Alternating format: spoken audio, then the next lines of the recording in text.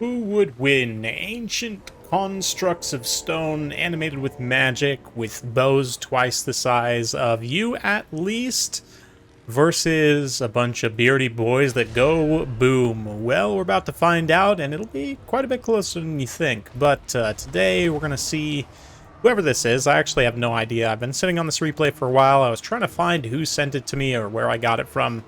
And I couldn't, on Discord. So whoever sent this to me, or, whoever's replay this is, thank you. I appreciate it. And they're going to be taking the Dwarfs, led by a Lord. So no Thoric Ironbrows, definitely a pretty Chad pick. But they did go quad brimstone guns. Obviously, these are going to be great for sniping Tomb King's characters as they deal fire damage. All Tomb King's characters, except for a Kotep. Maybe the other Lich Priests actually are not weak to fire, although they are so squishy that it doesn't matter anyway.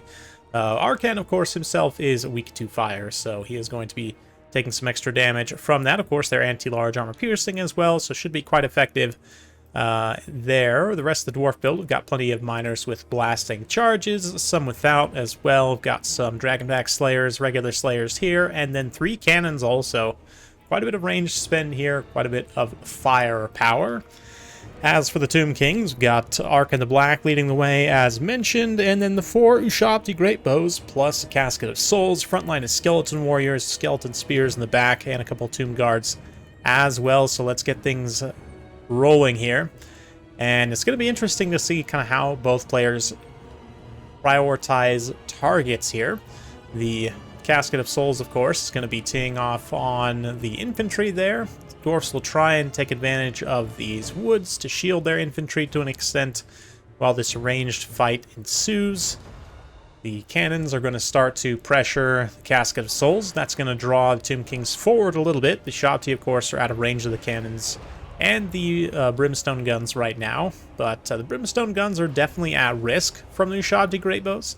As long as they stay on the move, they should be able to dodge some shots. But they have very low HP overall, so yeah, you can see already there a few shots landing and doing some pretty hefty damage. More than a quarter HP off that unit, about a little less than a quarter actually on that unit. So the Greatbows are extremely dangerous to these gyros. They're going to have to stay on top of their positioning and movements, make sure they don't take too much damage. But likewise, Casket of Souls is also in pretty severe danger as well. Just getting blasted by Dawi cannons here. The Walmart DJ, who is certainly not Kotep, going to be blasting off here.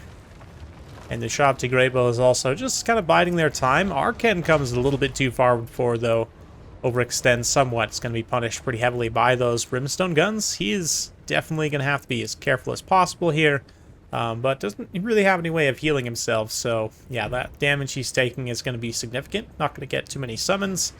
And essentially, he's going to get put on a timer here, but basically, he just needs to stick close to these Ushabti Greatbows, allow them to get pressure on those Brimstones, but we've already got some blasting charges being used to thin out some of these skeleton lines here. Oh, yeah.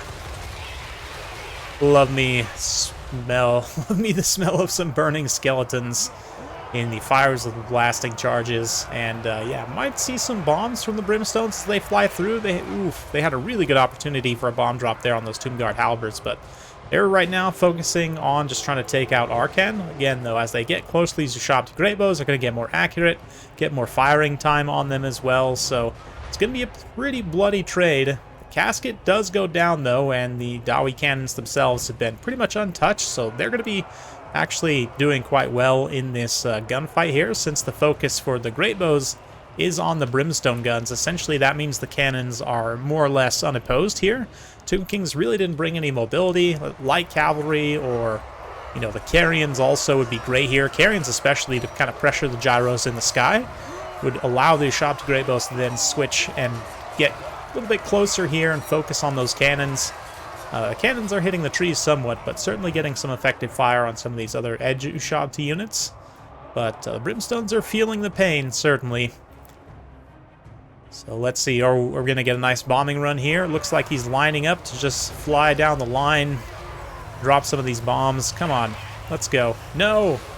Oh, there we go. Yeah, one little bombing run there, and another one there. So get some good value, does some nice AoE damage. Those infantry there. Tomb Guards in particular, as they're all bunched up, will be quite good targets for that.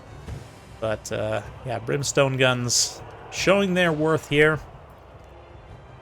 And the cannons also showing their worth as Arcan gets savaged. But infantry fight is going to go actually pretty poorly for the Dwarfs. I mean, it's literally all miners. I'm not sure what happened to the Slayers either. Oh, they're just hanging back by the cannons, I guess, still right now.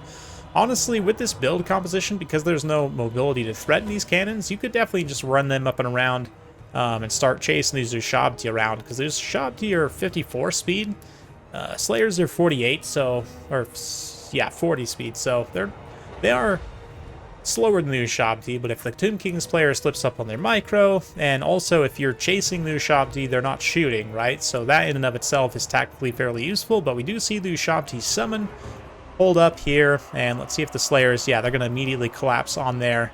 I guess the Dwarf player was maybe waiting for that Ushabti summon potentially to be dropped on the artillery on the back line, but artillery, yeah, at this point is still has some tactical targets to take out, even if cost-wise they probably have largely paid for themselves already based on how much damage they've actually done, but we'll see. Dwarf infantry, I mean, miners have terrible stats, but at least their leadership's okay. They have some armor, so they're going to hold out for some time here at least. Brimstone guns are going to go for another attack run here, go for some more strafing of these Tomb King's targets. Oh, yes. The cry and a shout, they close in, flying right over the heads of the Ushabti. Risking it for the biscuit, trying to get on Arcan and cast him into that pit there.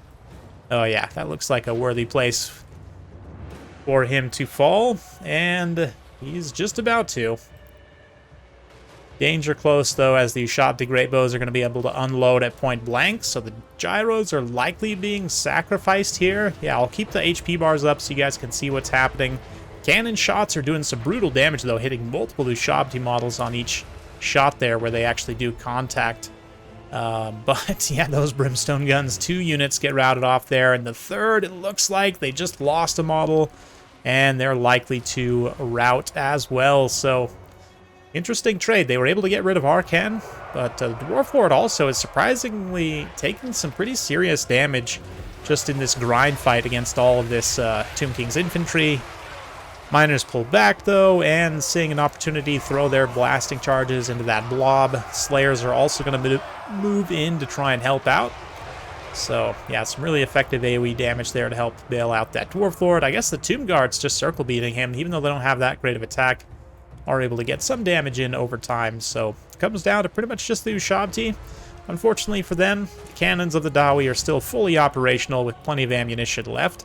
And yeah, the only thing really that threatened them throughout the entire match was the Ushabti summon. So, not an ideal position. Balance of power is still pretty close, as the Ushabti do have quite a bit of ammunition left. And if the cannons weren't as much of a factor right now, they could kite the rest of this dwarf build and probably actually win.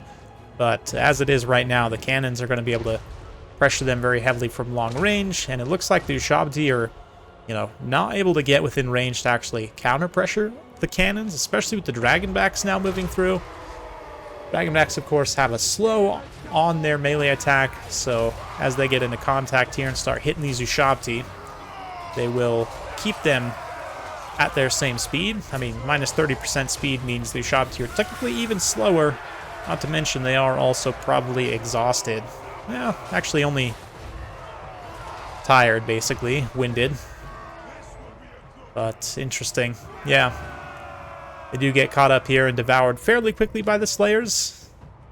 That said, the miners are in full rout right now, so the cannons actually briefly are going to switch on to this infantry blob.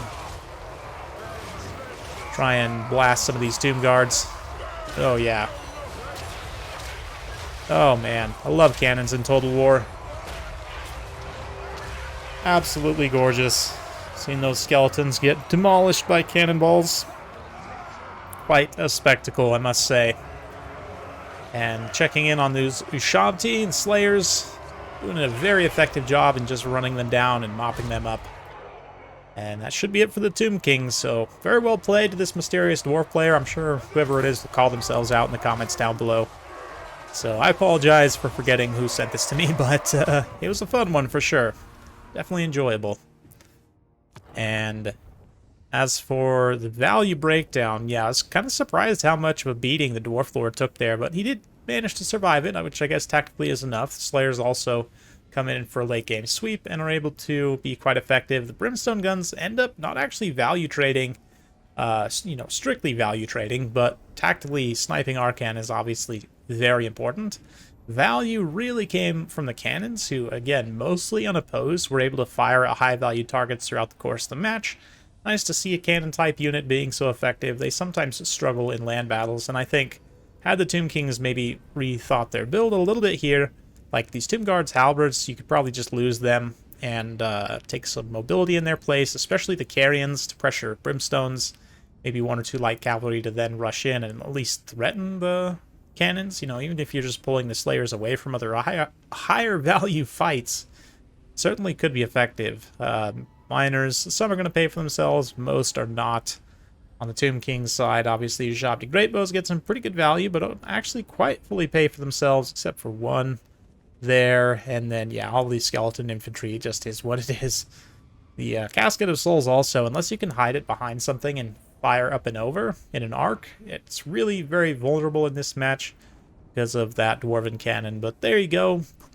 Nice, fun matchup between these two factions. A little bit of a shootout there with also some melee fighting. So just really all around fun match. At least I thought so. So hopefully you guys enjoyed that. If you do like this sort of content, be sure to like, subscribe, hit that bell notification. Every time I upload a new video, you'll be notified. Thanks again. We'll see you next time.